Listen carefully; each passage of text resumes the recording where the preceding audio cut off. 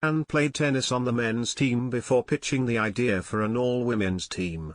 She is known to many as Dr. Anne Hannigan 78, vitreoretinal surgeon and associate professor of molecular and experimental medicine at the Scripps Research Institute, whose work has been celebrated in notable publications such as the Wall Street Journal. But before she was an exceptional doctor whose research led her on a 6-year quest to bring dead eyes back to life, she was just a young girl from Milwaukee's North Side with a love for tennis. Her passion, which started in the 8th grade, would later positively impact the lives of those she had never met. In the neighborhood where she grew up, there was a public tennis club that exposed her to people from all walks of life. I met players of all ages, all nationalities, all walks of life. We socialized and played tennis all day and into the night. College players, high school players, young and old, every walk of life. I remember hitting for hours on the backboard at these local courts and playing pick-up games with everyone, she wrote. She remembered prominent players would often stop by and play alongside community members, including a Davis Cup winner. The Davis Cup is awarded to the winner of an annual international lawn tennis tournament. Lots of great players would come by, including an older player who was a former Davis Cup player from Czechoslovakia.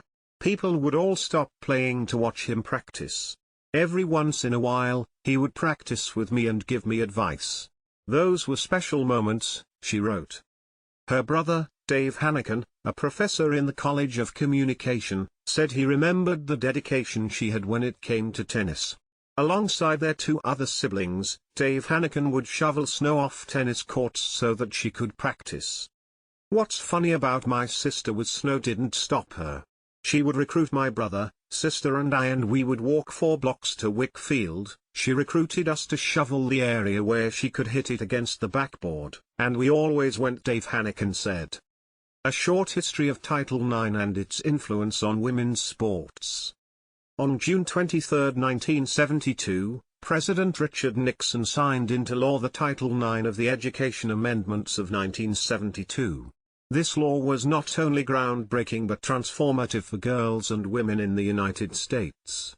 This law prohibits discrimination based on sex in any educational program or activity receiving any type of federal financial aid.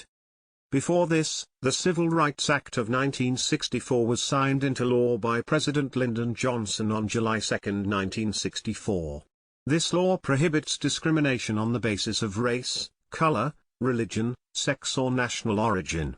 Originally, the legislation did not include the mention of discrimination based on sex, but women continued the fight for equal rights.